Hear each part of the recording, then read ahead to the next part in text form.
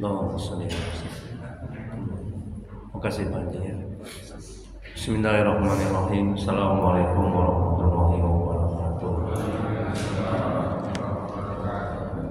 Alhamdulillahirabbil alamin wa bihi nasta'in ala umuri dunya waddin. Asyhadu an la ilaha illallah wahdahu la syarika lah wa asyhadu anna Muhammadan abduhu wa rasuluh. Allahumma shalli wa sallim wa barik ala sayyidina Muhammad abdika wa rasulika nabiyil ummi wa ala alihi wa sahbihi ajma'in. Rabbi shrah li sadri wa yassir li amri wahlul 'uqdatam min lisani yafqahu qawli. Rabbana zidna ilma warzuqna fahma waj'alna minaz sholihin. Ya Allah, ya Rabb, ya Maha Pengasih lagi Maha Penyayang. Ampuni ya Allah dosa kedua orang tua kami. Ampuni ya Allah dosa kami ya Allah. Ampuni ya Allah dosa kaum muslimin dan muslimat yang ya Allah, mudahkan kami mencari ilmu, mudahkan kami mempelajari ilmu, mudahkan kami ya Allah memahami ilmu dan mengamalkannya ya Allah. Ya Allah, berkahi majelis ini, berkahi rumah kami ya Allah. Amin ya rabbal alamin.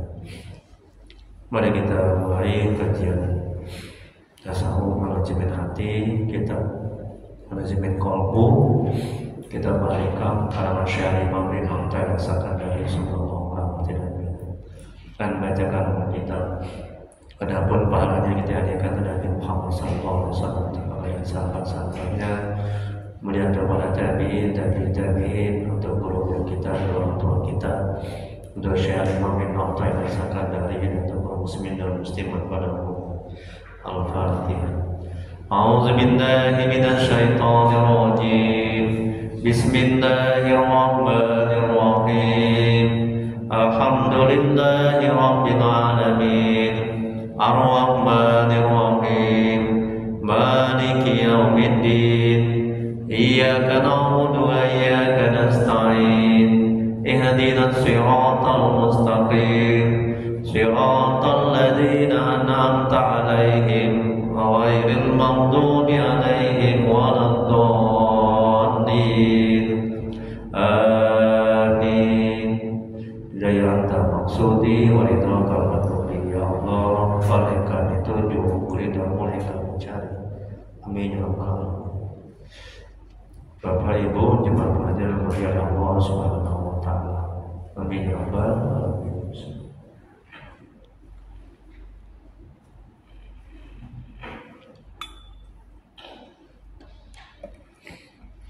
Baik, kita lanjuti kajian manajemen kolbu, manajemen hati. Kita berikan hikmah yang ke-52. Ini sudah kitab yang ke-3. Kitab yang ke-3. Yang pertama, yang kedua sudah selesai, ini yang ketiga.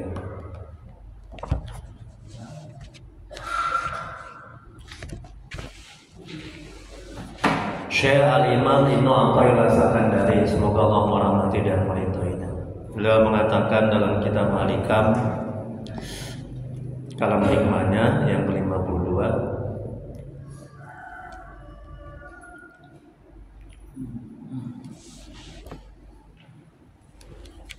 ada tolong satu lagi yang belakang ibu kalau datang, tolong Pak, ibu ke belakang.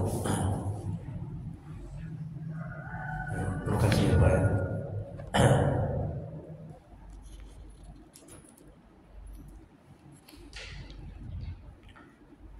Syekh Al-Imam Ibnu Athaillah Sakandari, semoga Allah merahmati dan meridhoinya. Beliau mengatakan dalam kitab Al-Hikam, kalam hikmahnya,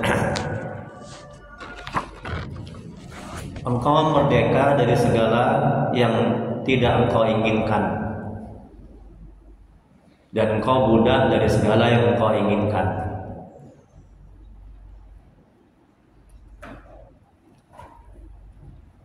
Bukan ingin, tapi butuh. Jadi kalau misalnya kita ada sesuatu, ya, misalnya apa contohnya? Contohnya suatu barang lah.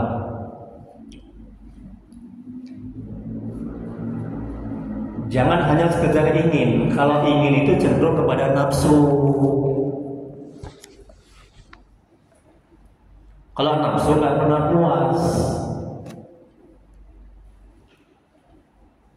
Tapi harus butuh, perlu nggak barang ini kita miliki? Nah, misalnya handphone. Kalau nggak perlu, kalau nggak butuh, jangan dibeli. Ini kata Al-Imam, engkau merdeka dari segala sesuatu yang tidak engkau inginkan. Kalau kita hidup ini terus saja ingin, stres, sengsara, menderita, cenderung kepada nafsu. Nafsu itu tidak pernah puas. Ketika minum air laut, semakin diminum semakin haus. Dan engkau budak dari segala yang engkau inginkan. Menjadi budak kita. Terus saja dikejar dengan keinginan. Makanya ketika kita ada ingin sesuatu itu, kita lihat, sadarkan dalam hati, akal, pikiran kita butuh nggak barang ini, perlu nggak, bermanfaat tidak. Kalau tidak, jangan dibeli. Jadi jangan hanya sekedar ingin. Jadi ingin ini cenderung kepada nafsu.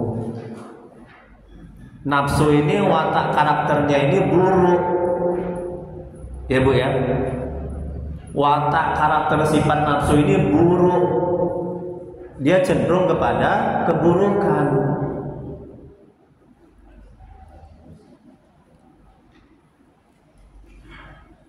Nah maka kalau kita ikuti, kita nggak akan pernah puas.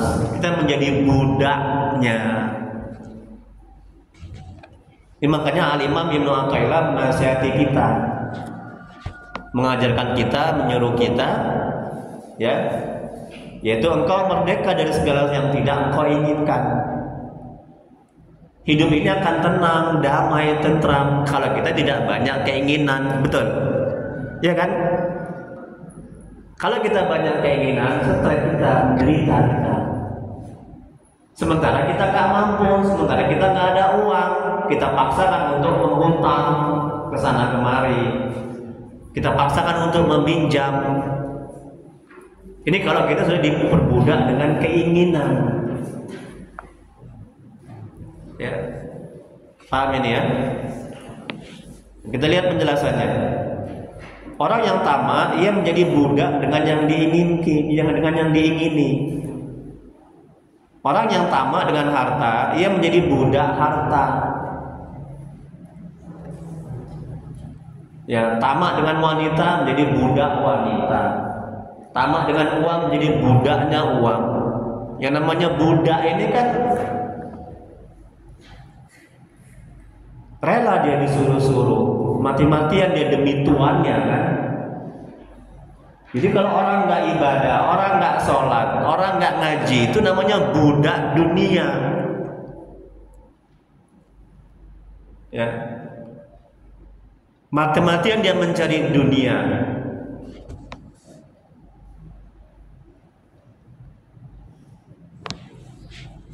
Dengan meninggalkan akhirat. Rasulullah SAW bersabda, aku takuti kamu bersifat tamak, karena tamak itu merupakan fakir yang ada. Nah, fakir ini bisa berhajat, bisa miskin. Ya. Kemudian Allah berfirman dalam Al-Quran, wahai anak cucu Adam, pakailah pakaianmu yang indah pada setiap memasuki masjid dan makan serta minumlah, tetapi janganlah berlebih-lebihan. Sungguhnya Allah tidak menyukai orang berlebih-lebihan. Quran surah Al-A'raf ayat 31. Tengok kan. Sekedarnya mencintai Allah itu full sepenuhnya, mencintai dunia beserta isinya itu sekedarnya. Kalau berlebihan, nanti ketika kita ditinggalkan kita semakin sakit hati kita. Kenapa orang begitu stres ketika uangnya hilang?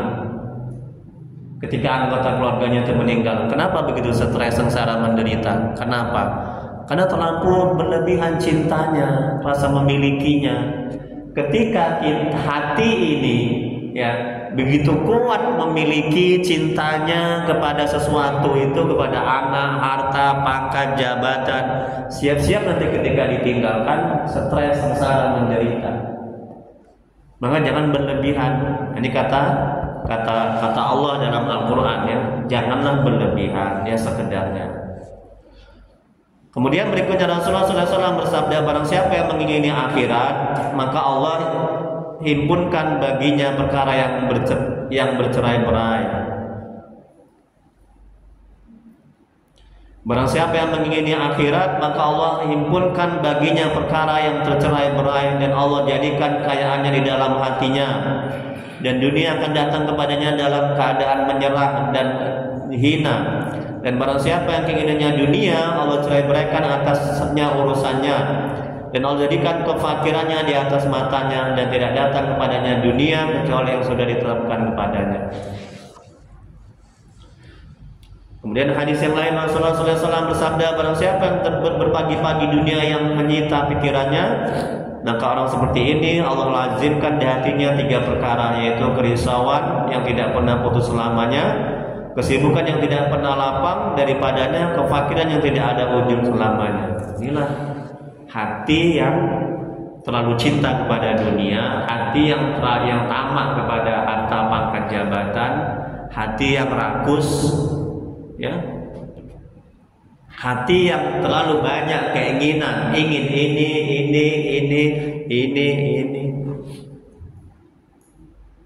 tapi tidak berbuat.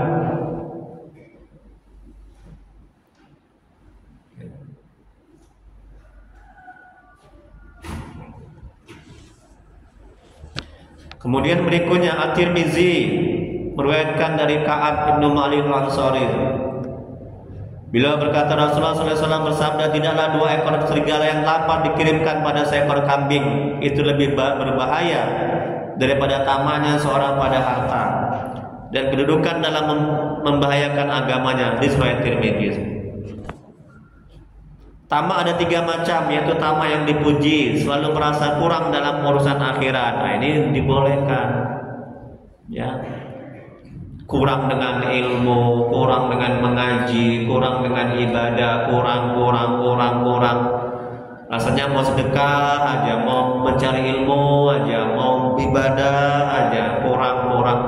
Nah, ini dibolehkan dalam urusan akhirat, ya. Dibolehkan, malah dianjurkan, ya, tamak dalam hal akhirat. Tapi sekarang kan tidak, lain kan. Sekarang tamak dalam urusan dunia, ya, banyak mengumpulkan harta, pangkat, jabatan, uang, nggak akan pernah cukup.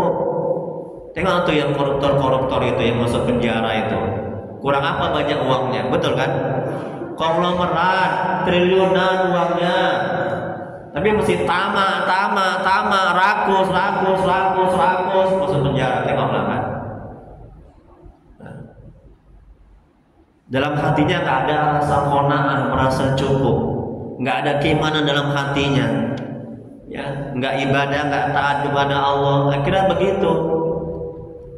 Walaupun hartanya triliunan, konglomerat, banyak hartanya, sesungguhnya dia itu orang yang miskin, ya. Jadi kata Nabi Rasulullah SAW bersabda, miskin itu bukan miskin harta, tapi miskin hati. Ada orang banyak harta tapi hatinya miskin. Hati miskin itu maksudnya hati ini merasa kurang, walaupun banyak harta merasa kurang, merasa nggak tenang. Ya, ini akibat jauh dari Allah, hatinya busuk, hatinya kotor. Ini tamak ada 3, yaitu tamak yang dipuji, selalu merasa kurang dalam urusan akhirat, ya. Dan tamak yang dicela, yang menghalanginya dari perintah Allah. Kemudian tamak yang tidak dipuji dan tidak dicela, yaitu melaksanakan perintah Allah, tidak menginginkan bermegah-megah. Kemudian ciri-ciri tamak adalah tidak mensyukuri nikmat yang telah dimiliki, selalu merasa kurang, padahal ia telah banyak mendapat nikmat, ingin memiliki sesuatu yang dimiliki orang lain. Kemudian panjang angan-angan, yaitu suka berhayal dan tidak realistis, kikir, dia tidak mau bertanya berkurang sedikit pun, kurang menghargai pemberian orang lain. Jika tidak sesuai keinginan, terlalu mencintai harta yang dimiliki, terlalu semangat mencari harta tanpa memperhatikan waktu dan kondisi tubuh. Semua perbuatannya selalu bertendensi pada materi. Inilah ciri-ciri orang yang tamak. Jadi hidup ini itu akan stres, sengsara, menderita kalau kita selalu melihat apa yang tidak ada. Ini manajemen hatinya. Kalau kita selalu melihat apa yang nggak ada sama diri kita, di rumah kita, streslah kita, menderitalah kita. Terus kita berkeinginan hati ini berusaha dari yang nggak ada menjadi ada, menderita kita itu, stres. Dipaksakan hutang sana, hutang sini, minjam sana, minjam sini. Akhirnya nggak akan pernah bisa bersyukur orang seperti itu. Hatinya gelisah terus. Apalagi ketika tetangga dapat nikmat, stres, dia menderita dia. Dia berusaha nikmat yang ada di tetangga itu pindah ke dia. Tapi kalau hati ini, ya, hati ya, merasakan nikmat yang ada ini disyukuri, maka Allah akan tambah. Nikmat yang sudah ada disyukuri, Allah akan tambah. Auzubillahiminasyaitonirrajim. Bismillahirrahmanirrahim. La in syakartum la azidannakum wa la in kafartum inna azabi lasadid. Kalau nggak bersyukur aku tambah. Kalau nggak bersyukur azab. Jadi ketika kita mensyukuri nikmat yang ada, ya, nanti Allah akan berikan dari nikmat yang tidak ada menjadi ada. Saya ulangi lagi, kalau kita mensyukuri nikmat yang sudah ada, nanti Allah akan memberikan, akan menganugerahi nikmat yang belum ada menjadi ada. Paham ini ya? Makanya hati ini, akal pikiran jangan sibuk, jangan fokus untuk memikirkan, untuk melihat nikmat yang belum ada. Ya. Kalau itu yang kita lakukan, stres kita, sengsara kita, menderita kita. Berikutnya halaman 2.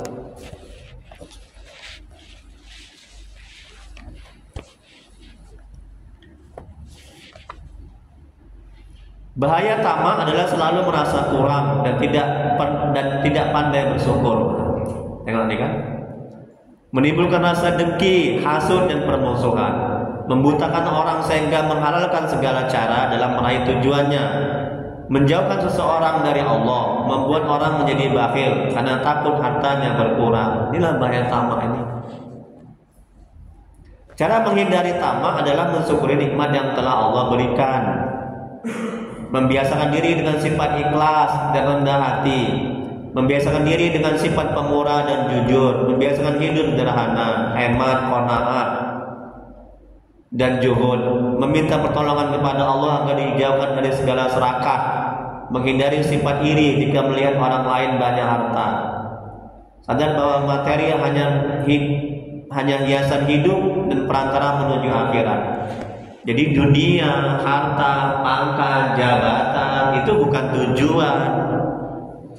Itu adalah perangkat, itu adalah alat untuk mencapai tujuan, yaitu akhirat. Kalau dunia, yaitu harta, pangkat, jabatan menjadi tujuan, maka timbul tamak, rakus, stres, sengsara, menderita, hati terus nggak tenang, berbagai cara untuk mengumpulkan harta dengan cara yang haram, menzalimi orang, menyakiti orang, korupsi, ya. Kemudian berikutnya, yang mana sekarang? Syekh Utsman. Oh, yang di luar masih banyak yang belum dapat. Silakan masuk Pak. Yang di luar Pak, Bapak ini ambil nih materinya nih Pak, biar saya dapat pahala banyak. Dia pahala saya sedikit. Kemudian Syekh Utsman bin Asyura, semoga Allah merahmati dan meridhoinya. Beliau mengatakan, saya berangkat dari Baghdad menuju kota Mosul, Irak. Sewaktu dalam perjalanan tiba-tiba dunia menghampiriku dengan keagungan, kehormatan, keluhuran, kendaraan, pakaian dan perhiasannya yang membangkitkan selera. Tetapi aku berpaling darinya. Lalu surga menghampiriku dengan bidadari, singgasana, sungai dan buah-buahnya. Tapi aku tidak memperdulikannya. Ditanyakan kepadaku, wahai Utsman, seandainya engkau berhenti bersama yang pertama, ya, maka aku menghalangimu dari yang kedua. Dan seandainya engkau berhenti pada dari yang kedua, maka aku akan menghalangimu dari aku. Ingatlah, aku adalah milikmu dan bagianmu dari dunia dan akhirat akan menghampirimu. Tengok kan? Kalau tujuan kita Allah, tujuan kita akhirat, ini dunia ini akan ikut, ya. Tapi kalau tujuan kita dunia, harta, pangkat, jabatan, jangan harap Allah akan mendekat. Akhirat akan mendekat. Allah akan menjauh. Ya.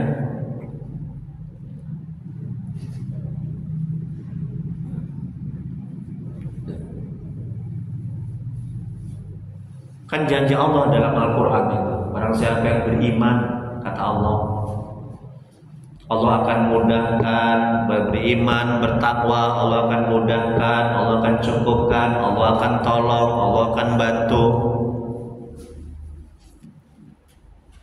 Allah akan berikan kelapangan. Syaratnya mesti beriman. Kerjakan amal ibadah, sholat. Ya. Coba Bu, Bobo. Yang kita cari di dunia ini apa? Kan ketenangan. Yang pertama kan akhirat ya, kedua kan ketenangan. Betul kan?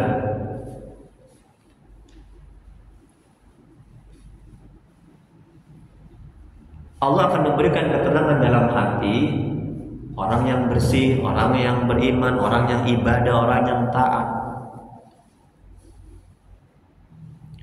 Ketenangan itu dalam hati bukan terletak kepada harta, pangkat, jabatan. Ya. Kalaupun tenang sifatnya sementara.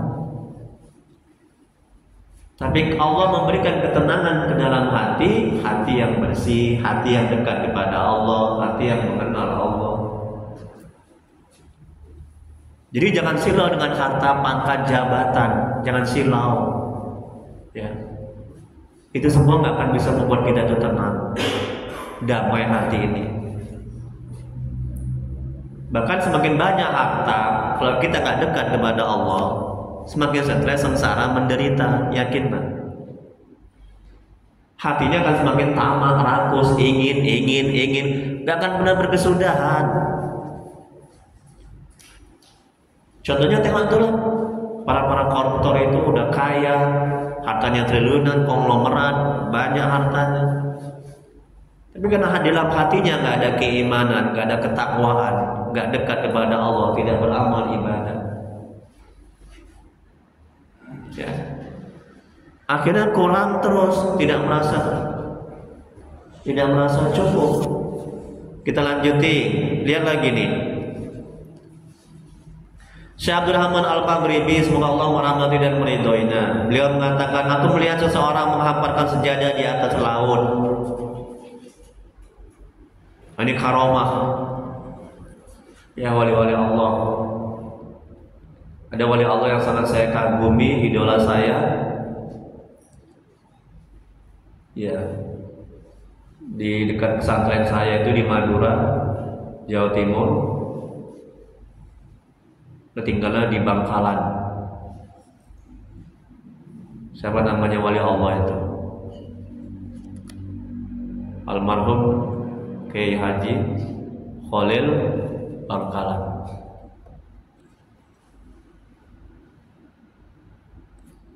Salah satu karomahnya yang sangat masyhur, dalam waktu yang singkat dia bisa beramal ibadah di Mekah. Dan banyak karomah-karomahnya lagi yang lain. Itu wali Allah. Saya kalau dapat masalah yang berat kali, masalah jemaah, masalah keluarga, masalah yang lainnya, nah, ini tips, ini caranya nih, ya. Bisa diamalkan ini. Saya pertama ingat Allah, ingat Nabi, yang ketiga ingat wali Allah ini, kayak Haji Khalil Bangkalan ini. Saya ingat karomah-karomahnya. Alhamdulillah Allah memberikan hati saya tenang, damai, dan solusi bisa diraih. Coba itu amalkan itu. Kalau ada masalah anak, masalah suami, masalah istri, yang pertama ingat Allah, ingat Nabi dan ingat kuburan Nabi. Kan bisa dibayangkan kan kuburan Nabi? Bisa kan Bu? Ingat kuburan Nabi. Kalau wajahnya yang sudah pernah bermimpi, bisalah bayangkan, ya kan? Yang belum pernah bermimpi, ingat kuburannya. Kemudian ingat ini, Bu siapa idolanya? Jangan Michael Jackson ya. jangan penyanyi dangdut. Nauzubillah. Setelah Nabi itu siapa? Nah, kalau saya itu wali Allah itu dekat sama pesantren kami Madura sana. Pesantren saya itu di Perenduan, Sumeneb, Madura. Kalau kayak Khalil Bangkalan itu di Bangkalan, makanya kayak Khalil Bangkalan. Semoga Allah merahmati dan meridhai. Itu banyak karomahnya. Itu gurunya para ustaz, para kiai, para ulama, termasuk Hasyim Asy'ari itu kan. Semoga Allah merahmati dan meridhai. Nah ini tadi ya, aku melihat apa kata Syekh Abdul Rahman Al-Maghribi, semoga Allah merahmati. Aku melihat seorang menghamparkan sejadah di atas laut. Ini punya karomahnya itu sejadahnya bisa ditaruh di atas laut dan berjalan di atas air. Aku berkata dalam diriku, aku tidak pantas untuk dunia dan juga untuk akhirat. Tiba-tiba ada yang berkata, barang siapa yang tidak pantas untuk dunia dan akhirat, maka dia pantas untukku, untuk Allah. Tengok kan? Jadi di hatinya ini hanya ada Allah. Ya, dunia tidak ada, akhirat tidak ada, yang ada hanya Allah di hatinya. Wah, itu wali-wali Allah, makamnya itu dia tinggi ya. Kalau kita taat ibadah, Allah akan kasih, bukan karomah. Kalau Nabi namanya mukjizat, kalau wali-wali Allah namanya karomah, kalau kita namanya maunah, bantuan pertolongan. Allah berikan kelebihan kayak bisa mengobati orang. Alhamdulillah saya dikasih Allah bisa meruqyah, bisa mengobati orang. Itu buah dari ketaatan kita kepada Allah. Kalau kita taat ibadah, banyak kita tahajudnya, banyak zikirnya, istiqomah terus taat, Allah akan memberikan kelebihan seperti itu. Tapi jangan dicari ya. Nah, nanti dicari lain tujuan ibadah, sudah nggak ikhlas. Biar Allah sendiri yang memberikan. Saya aja nggak mencari-cari saya untuk bisa meruqyah, bisa mengobati orang. Saya nggak mencari-cari. Saya ibadah aja. Banyak tahajud, banyak berzikir, banyak bantu orang. Allah kasih. Itu namanya rahmat yang karunia. Jangan kita ibadah tahajud, mau tahajud lah supaya mendapat karomah, bisa terbang, bisa mengobati orang. Jangan seperti itu ya. Bisa menghilang, bisa berjalan di atas air. Ya. Jangan seperti itu ibadah. Tujuannya untuk itu Allah. Kemudian berikutnya lawan tamak. Ini tengok lagi nih. Lihat Bu. Nah, lawan tamak adalah menjaga kemuliaan diri, yaitu wara'. Yahya bin Mu'az, semoga Allah merahmati dan meridhoinya, mengatakan wara' mempunyai dua sisi, yaitu wara' zahir, yaitu engkau tidak bergerak kecuali karena Allah. Masya Allah. Luar. Ini wara' zahir, tidak bergerak kecuali karena Allah. Allah yang menghendaki kita bergerak, Allah yang menghendaki kita itu bisa ibadah, Allah yang menghendaki kita itu bisa mengaji. Kalau Allah nggak menghendaki, betul kan? Nah, timbulkan kesadaran dalam hati seperti itu, biar kita nggak sombong, ujub, merasa mulia, merasa bangga. Coba Allah tidak menghendaki kita di sini, apa jadinya coba? Allah menghendaki kita buat maksiat, iya kan? Ayo, gimana itu? Jadi bersyukur Allah menghendaki kita di sini, ya karena Allah yang menghendaki. Jadi timbul rasa syukur kita dalam hati ini kepada Allah. Kita tidak akan ujub, tidak akan sombong, tidak akan merasa mulia. Jadi betul-betul kita bisa di sini ini karena kehendak Allah, karena bantuan Allah, pertolongan Allah, atas izin Allah, ya. Allah yang menggerakkan hati kita. Kalau semuanya bukan karena Allah,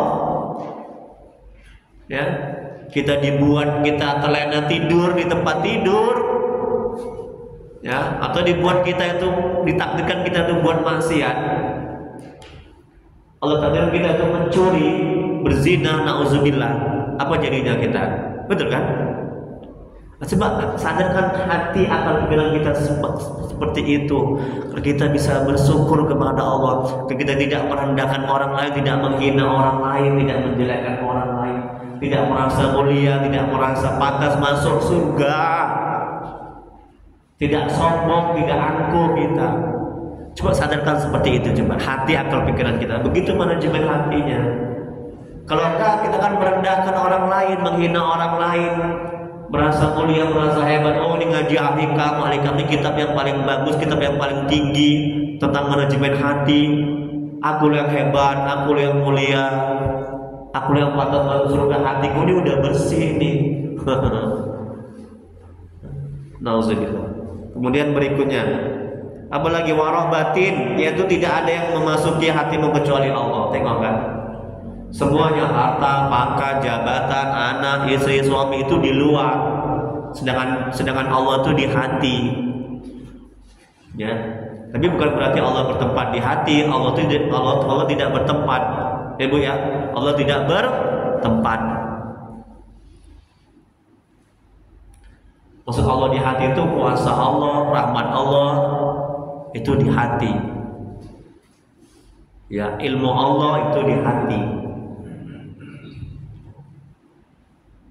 Jangan Allah tempatnya di hati. Kemudian berikutnya, wara' adalah meninggalkan segala hal yang tidak bermanfaat, baik itu berupa ucapan, pandangan, pendengaran, sentuhan, pemikiran, dan segala bentuk gerakan lahir dan batin yang dapat menghindarkan diri dari segala bentuk syubhat dan mengintrospeksi diri secara terus menerus. Oleh karena itu, seorang hamba harus benar-benar melindungi diri dari hal-hal yang jelas-jelas haram serta segala yang dikhawatirkan kemudaratannya. Barang siapa yang meninggalkan syubhat, berarti dia telah membebaskan agamanya dan kehormatannya. Allah berfirman dalam Al-Quran, dan kalian menganggapnya sesuatu yang ringan saja, padahal di sisi Allah adalah besar. Quran Surah Nur ayat 15. Dalam ayat lain Allah berfirman, itulah larangan Allah, maka janganlah kamu mendekatinya. Demikianlah Allah menerangkan ayat-ayatnya kepada manusia supaya mereka bertakwa. Quran Surah Al-Baqarah 187. Yang terakhir, halaman 3. Coba lihat. Dari Nu'man bin Bashir, semoga Allah merahmati dan meridai, dia bercerita, aku pernah mendengar Rasulullah SAW bersabda, sungguhnya yang halal itu sudah jelas dan yang haram juga sudah jelas. Dan di antara keduanya terdapat hal-hal yang syubhat, yang meragukan, yang tidak diketahui oleh banyak orang. Muttafaq alaih.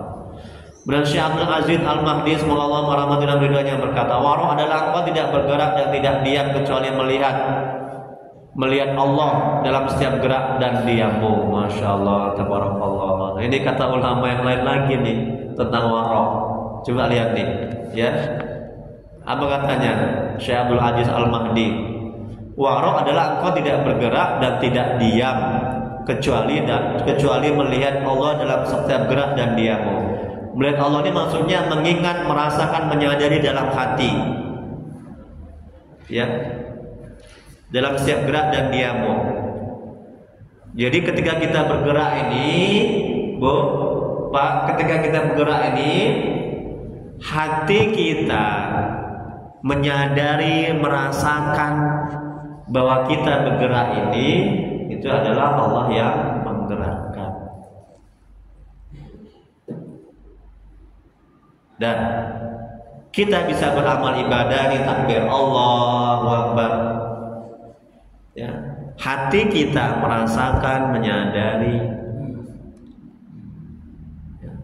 bahwa kita bisa bergerak. Takbir itu tadi adalah Allah yang menggerakkan. Allah memberikan kekuatan pada tangan sehingga bisa bergerak.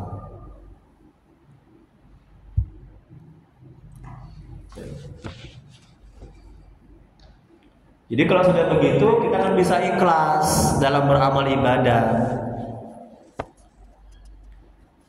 Kalau masih di hati ini, ya, merasakan aku yang berbuat, aku yang melakukan, semuanya aku, kita nggak akan bisa ikhlas. Kita menafikan Allah jadinya. Tapi kalau misalnya di hati ini kita merasakan, menyadari bahwa kita bisa berbuat, itu karena kehendak Allah, atas izin Allah. Allah memberikan kekuatan dalam tubuh kita sehingga kita bisa beramal ibadah. Jadi semuanya kita kembalikan kepada Allah. Jadi kita ini sebagai tempat perantara kebaikan Allah, perbuatan Allah.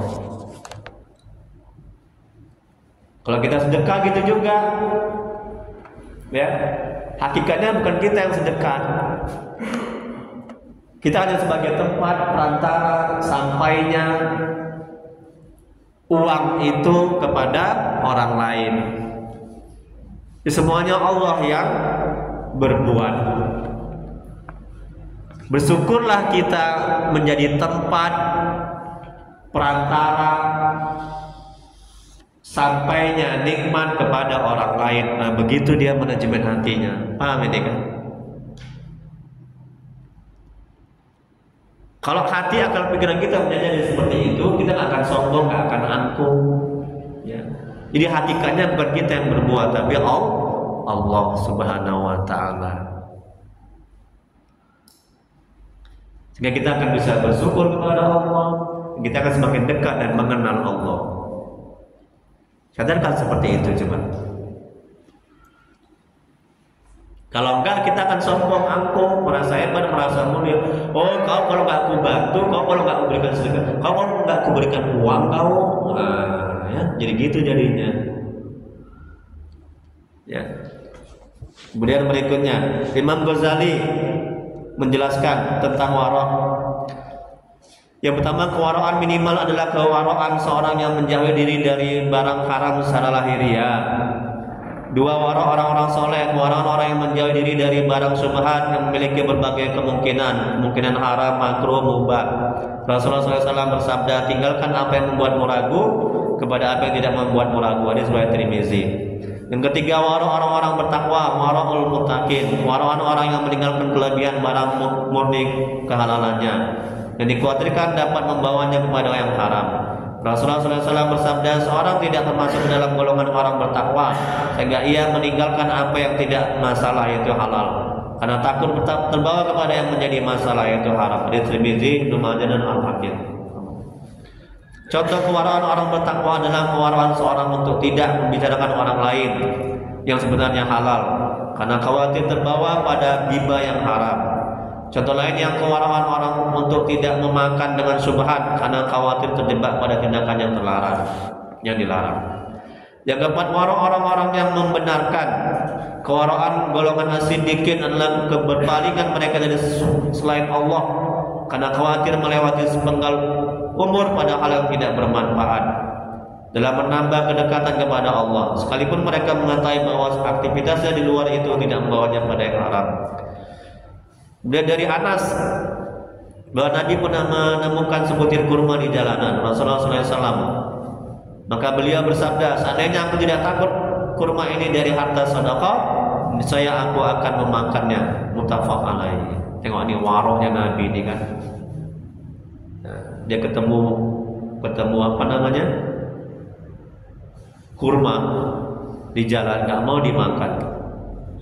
Kalau kita, habis. Mumpung lapar. Ya, nggak ada. Jadi sikap warok itu harus ada dalam hati ya, warok ya. Kemudian berikutnya yang terakhir dari An-Nawas bin Sam'an Rasulullah dari Nabi Rasulullah SAW bersabda, kebajikan itu adalah budi pekerti yang baik dan dosa kejahatan itu adalah suatu yang menggelisahkan di dalam hatimu dan kamu tidak senang jika hal itu diketahui oleh orang-orang. Hadis riwayat Muslim. Ketika Allah berkehendak mengagungkan dan mengangkat hambanya ke tingkat wali Allah, Dia akan memutuskan tali khayal dan kecemasannya, serta membebaskannya dari perbudakan tamak dan menuntunnya kepada yang dengan serangkaian ujian, dan menuntunnya kepada Allah dengan serangkaian ujian. Bu. Jadi kalau kita banyak dapat ujian, ya cobaan dari Allah. Nah, itu Allah ingin menghendaki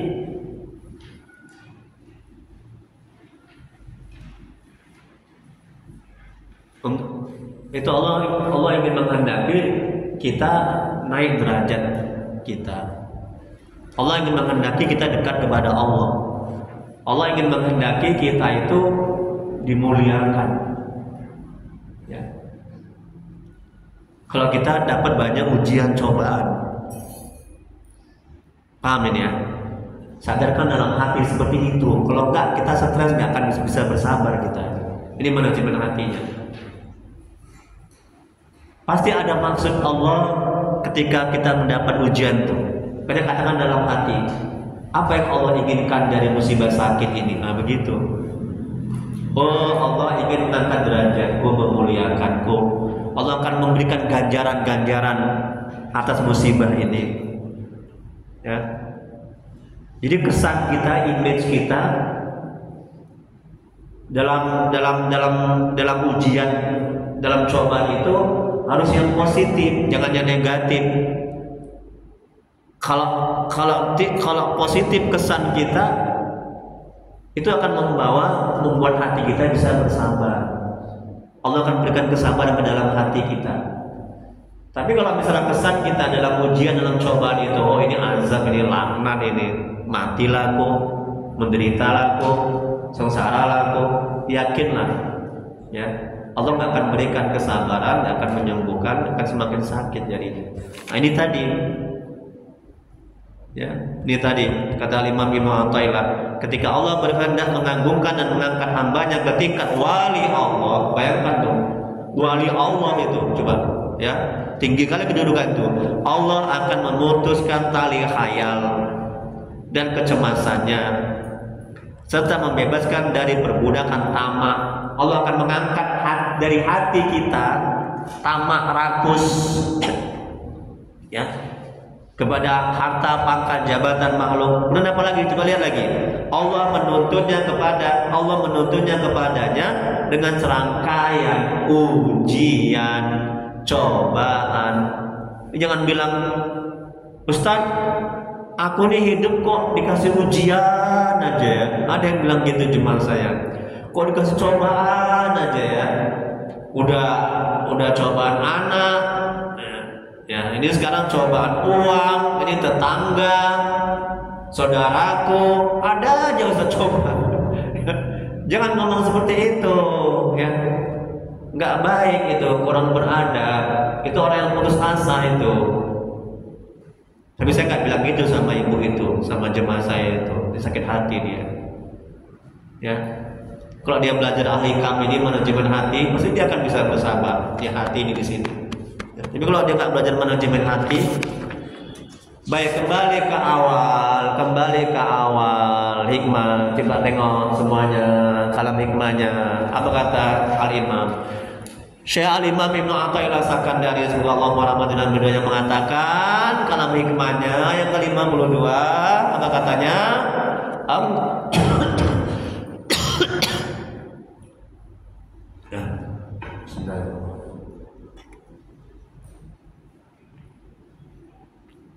Masih jam 6 lewat. Apa katanya? Tengok Bapak Ibu. Engkau merdeka dari segala yang tidak engkau inginkan. Betul? Betul kan? Merdeka kan? Tenang hati ini kan? Tenang jiwa ini kan? Nggak stres kita kan? Nggak menderita kita kan? Kalau kita tidak banyak keinginan hidup ini, ya. Tapi kalau kita banyak keinginan hidup ini, menderita kita. Ya, menderita. Ingin ini, tapi nggak kerja. Ingin ini, tapi mengutang, minjam sana kemari. Dipaksakan keinginannya itu untuk terwujud, menderita itu. Ya. Yang baik itu, yang dianjurkan itu keinginan dalam hal akhirat. Ingin supaya banyak tahajud, ingin supaya khatam Al-Quran, ingin supaya banyak sedekah, ingin supaya banyak ilmu. Itu yang dianjurkan. Itu yang dirahmati Allah, diridhoi Allah. Jadi jangan keinginan berkaitan dengan dunia. Ya. Itu yang dilarang. Ya. Stres, menderita kita. Nggak tenang hati itu. Kita lanjut dengan kata Imam Ibnu Athaillah. Apa lagi? Tengok. Engkau merdeka dari segala yang tidak engkau inginkan. Dan engkau budak. Namanya budak. Ya kan? Dari segala yang engkau inginkan.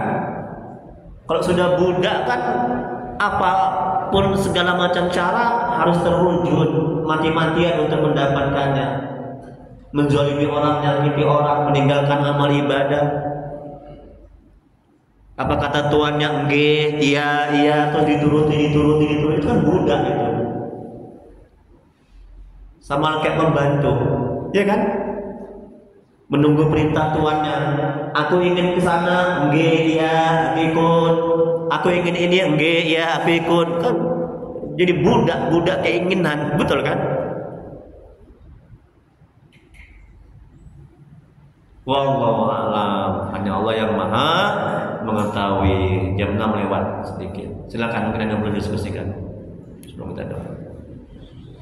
Ya, alhamdulillah. Apa kabar Pak? Sehat Pak? Alhamdulillah Pak dapat pahala ya. Silakan Pak Haji. Iya, dunia. Pinter Pak Haji. Kita perlu dunia ya. Alhamdulillah. Dunia nggak bisa pinter Pak Haji, alhamdulillah.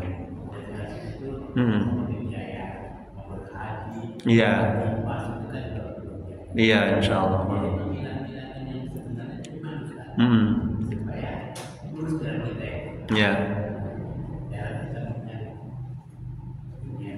Iya, pintar alhamdulillah. Makasih Pak Haji, semoga Allah. Udah gitu aja Pak Haji.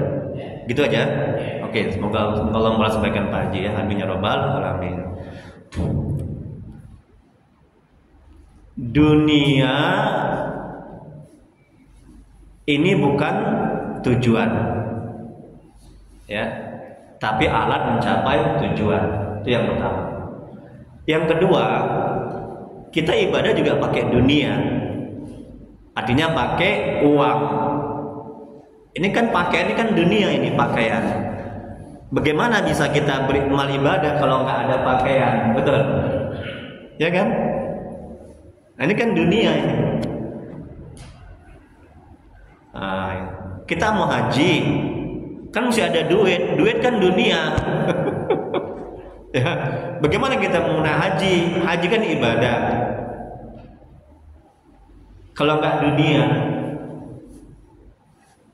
Nah, jadi artinya ya, jangan jadikan dunia ini sebagai tujuan, tapi sebagai alat untuk mencapai tujuan, yaitu akhirat. Itu yang pertama. Yang kedua, jadikan dunia ini sebagai persinggahan. Kayak bapak mau ke Aceh, kan bawa mobil kan pakai minyak. Nah, bapak isi minyak di pom bensin,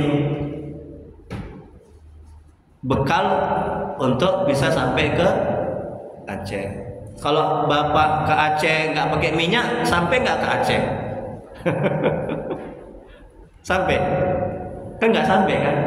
Nah, artinya apa? Yang kedua, dunia ini sadarkan dalam hati, di manajemen hatinya itu hanya sebagai tempat persinggahan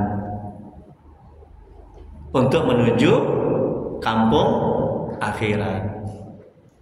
Jadi bukan terminal akhir. Nah, kalau kita sadar akan hal ini, ya, kita tidak akan mencintai dunia, tidak akan menjadikan dunia ini sebagai tujuan, tapi alat untuk mencapai tujuan. Itu yang kedua. Yang ketiga, Bu, ini penting. Jangan masukkan dunia di hati. Contoh, kita punya ini ibu nih telepon baru. Telepon ini kan dunia ini kan. Telepon ibu ini cantik-cantik nih, baru-baru nih saya lihat ini. Baik sangka aja ya, nggak boleh burus. Walaupun mungkin sudah lama nggak dicuci ya. Nggak lah, bercanda ya Bu ya. Bagus-bagus telepon ibu ini kan dunia, udah. Nah, jangan masukkan ke hati. Contohnya begini, ketika sholat, kalau dunia masukkan ke hati, di hati ini ingat aja, aduh teleponku harganya jutaan, ya mahal. Terus di hati ini telekong. Ini contoh dunia sudah masuk ke hati. Jangan seperti itu. Tapi dunia di luar, hati ini Allah, di hati akhirat. Paham ya? Paham itu kan? Nah, itu yang ketiga. Nah, yang keempat, ya tentang dunia. Ya. Sadarkan dalam hati, akal pikiran kita, dunia ini tidak kekal, betul. Ini bakalan hancur, bakalan binasa. Ya. Dan kenikmatan dunia sementara. Kalau Pak Haji makan durian, durian, enaknya itu di mana Pak Haji? Nikmatnya di mana? Di mana Bu? Hah? Di mana Pak Haji? Di tenggorokan. Betul. Masuk ke perut, sama keluarnya, singkong, ya ubi, ya durian, sama kan? Artinya kenikmatan dunia tidak ada yang kekal. Paham ini? Sifatnya sementara. Bu, ini maaf, pengantin baru. Berapa hari lah ini nikmatnya, indahnya. Cuma 1 hari 1 malam. Selebihnya mana mata kau? Gitu aja nggak nampak. Artinya apa? Kenikmatan dunia hanya sementara, tapi kenikmatan hati yang bersih, hati yang dekat kepada Allah, hati yang mengenal Allah sampai hari akhirat, abadi kekal selamanya. Itu kenikmatan hati yang bersih, hati yang mengenal Allah, hati yang dekat kepada Allah. Makanya jangan rakus, tamak, ya, dan mencintai dunia, ya. Itu nggak buat kita itu tenang. Demi Allah, semangat kali saya ya. Iya, ya, gitu ya Pak Haji. Ada berapa tuh tadi? 4. Cukup nggak 4 ya? Udah banyak kali jawabannya itu ya. Nah, itulah ya tadi ya. Kemudian terakhirlah satu lagi jawabannya. Tapi mungkin ada yang mau tanya, silakan. Tambah lagi 5 biar puas, ya. Tentang dunia ini. Jadi Ustaz, macam mana lah agar dunia ini tidak masuk ke hati? Kan gitu kan? Ini penting. Karena hati, ada anak di hati, ada istri, ada suami, ada harta, pangkat, jabatan. Di hati ini terlalu cinta kepada anak, istri, pangkat, jabatan. Betul kan? Ketika takbir Allahu Akbar, aduh suamiku ganteng kali, baik kali lah suamiku. Aduh, kayak mana kalau dia meninggal ya, matilah aku. Di hati ini terlalu cinta kepada dunia, termasuk suami itu dunia, istri, anak, pangkat, jabatan. Begitu takbir Allahu Akbar, aduh utangku udah berbulan-bulan gak aku bayar. Cemana lah aku mati lah, nanti kalau aku mati masih punya utang, neraka lah tempatku. Ini dunia nih, ya. Bayar utang itu dunia itu. Nah, macam mana lah supaya hati ini nggak masuk dunia? Caranya, tolong amalkan, sama-sama kita amalkan. Caranya jangan sampai hati ini lalai dari ingat kepada Allah. Banyak zikir. Ketika hati ini ya kurang zikir, lalai dari ingat kepada Allah, maka masuklah setan, masuklah nafsu. Udah, setan nafsu membisikkan tentang dunia, nikmatnya dunia, lezatnya dunia. Siap-siaplah hati kita, akal pikiran kita menjadi permainan, stres, sengsara, menderita. Karena ulah si jahat ini, setan dan nafsu ini musuh kita. Wallahu a'lam bishawab. Hanya Allah yang mengetahui jawabannya. Ada lagi yang lain? Ya silakan. Apa kabar Pak Haji, sehat? Terima kasih Pak Haji. Semoga Allah melambangkan Pak Haji. Pak Haji dapat pahala. Silakan Pak Haji.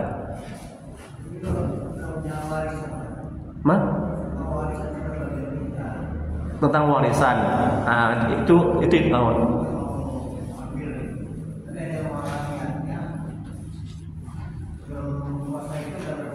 ya. Ya. Iya, pinter Pak Haji. Ini kajian fikih ya, nggak apa-apa. Ya, mau kajian tauhid silakan tanya, fikih, mau kajian tasawuf, manajemen hati, bagus Pak Haji. Terima kasih Pak Haji.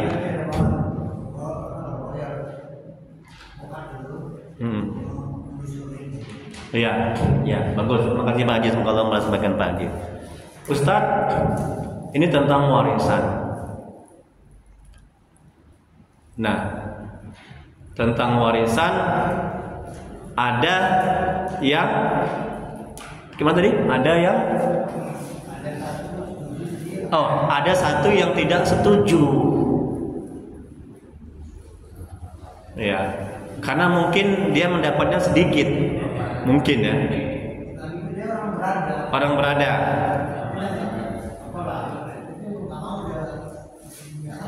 Oke. Mengenai harta warisan, ya. Nah, yang pertama, ketika pembagian harta warisan itu dikumpulkan semuanya pewaris. Dan yang pertama. Yang kedua, panggil seorang ustadz yang mengerti tentang pembagian warisan. Kalau enggak, sebentar loh Pak Haji. Pinter Pak Haji, hebat. Kalau enggak nanti berantem. Masing-masing mau pengen besar bagiannya. Udah, kan sudah ada ketentuan dalam Al-Quran. Apabila suami meninggal, ya kan, istri mendapat sekian persen, ya, anak mendapat sekian persen. Udah ada ketentuan dalam Al-Quran kan. Apabila istri meninggal dunia, suami mendapat sekian persen, anak mendapat sekian persen. Itu ada ketentuannya kan. Nah itu nanti dijelaskan sama seorang ustadz ketika pembagian warisan. Makanya hadirkan itu orang ustadz. Dia sebagai penengah, dia sebagai penentu. Ya, jadi kalau sudah ustadz yang bicara, yang bagikan, yang lain tidak bisa mengklaim, yang lain tidak bisa mengingini banyak bagiannya, yang lain tidak akan memaksakan dirinya untuk mengambil lebih dari ketentuan yang sudah ditentukan. Itu yang pertama. Yang kedua, ustadz boleh nggak pembagian warisan tidak memakai hukum Al-Quran itu? Bagi rata. Boleh.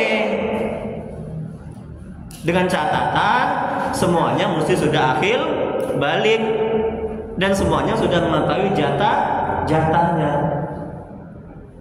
Mau dibagi rata itu silakan, tidak apa-apa. Tapi sebelum dibagi rata ditentukan dulu bagian-bagiannya, si suami sekian persen, si anak sekian persen, baru setelah itu baru kalau mau bagi rata silakan. Dan semua harus setuju. Nah, gimana Pak? Dia orang berada. Anaknya ini orang berada.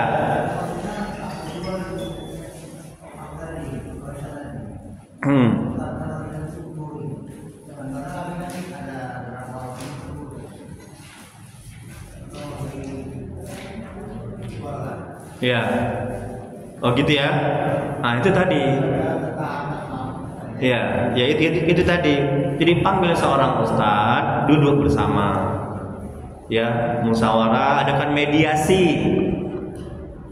Nah, nanti ustadz itu nanti yang memberikan ceramah, yang memberikan solusi, yang menasehati. Ya. Tapi kalau di antara anak-anaknya itu tidak akan bisa kelar, tidak akan bisa selesai. Iya. Iya. Ya. Karena masalah warisan ini sekarang ini banyak ada yang bunuh-bunuhan kan, ya. Ada yang sampai musuh tali silaturahim, ada yang nggak cakepan, ada yang boykot, ada yang dendam. Ini sangat riskan masalah warisan ini. Makanya itulah tadi, ya Pak ya. Wallahu a'lam bishawab.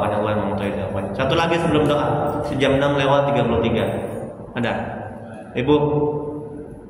Ada? Nah, ada paham ya? Ya, apalah kalau paham. Bercanda ya Bu ya. Ibu ini nggak pernah sakit hati dia ini, apalagi sudah belajar manajemen hati ya. Masya Allah, tabarakallah. Doa lah kita ya. Masya Allah. Ya. Ustadz, gimana kabar Ustadz? Ibu, Bapak gimana Ustadz? Sehat? Belum? Ustadz Sabarudin, semoga Allah memberikan kesehatan ya. Minggu yang lalu datang ya, ini tadi nggak datang.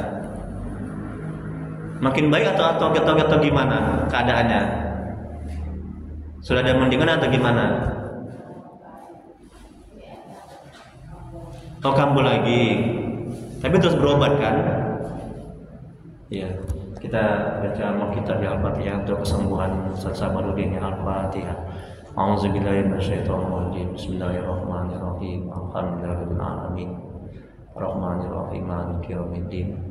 Iyyaka na'budu wa iyyaka nasta'in. Ihdinas siratal mustaqim. Siratal ladzina an'amta 'alaihim ghairil maghdubi 'alaihim waladdallin. Iya, saya WA juga itu kan Ustaz Sabarudin itu kan. Insyaallah saat saya ruqyah dari jarak jauh. Coba kirimkan nama Ya, nama pakai bin. Alhamdulillah sudah saya ruqyah dari jarak jauh, saya bacakan Yasin.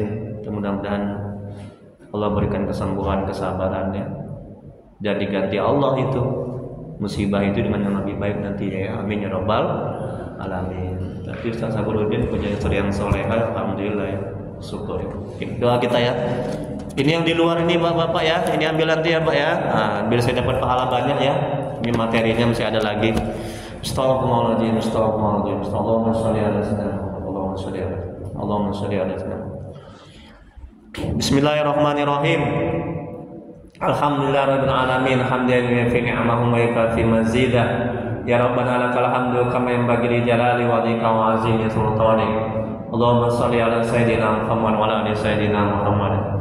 Ya Allah ya Rahman ya Rahim, untuk berteman subhanahu wa ta'ala. Untuk berkahan kemuliaan Nabi Muhammad sallallahu alaihi wasallam dan sahabat. La ilaha illa anta subhanaka inna kunna minaz zalimin. Ampuni dosa orang tua kami ya Allah. Ampuni dosa orang tua kami telah mendahului kami. Jauhkan mereka dari siksa kubur-Mu. Jadikan kuburan mereka taman-taman surga. Tempatkan mereka di surga sedemikian surga ya Allah. Ya Allah tolonglah ya Allah, mohon ya Allah. Ampuni dosa dan maksiat kami ya Allah.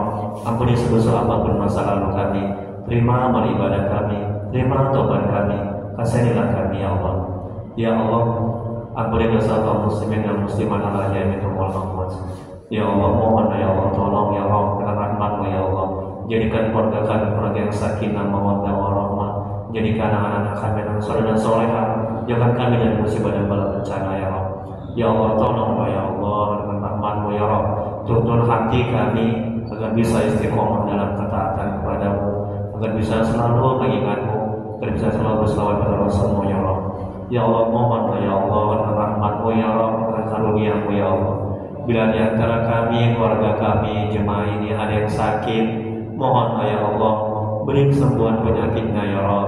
Angkat penyakitnya ya Allah, beri kesabaran kepadanya ya Allah.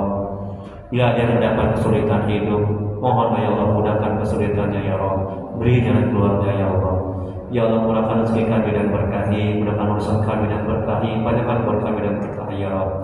Rabbana la tuzigh qulubana ba'da idh hadaytana wa hab lana min ladunka rahmah innaka antal wahhab. Rabbana atina fid dunya hasanah wa fil akhirati hasanah wa qina azabannar. Wa sallallahu ala sayyidina Muhammad wa ala alihi washabbihi wasallam. Subhana rabbika rabbil izzati amma yasifun wa salamun ala mursalin walhamdulillahi rabbil alamin. Allahumma shalli ala sayyidina Muhammad. Taqabbalallahu minkum. Assalamualaikum warahmatullahi wabarakatuh.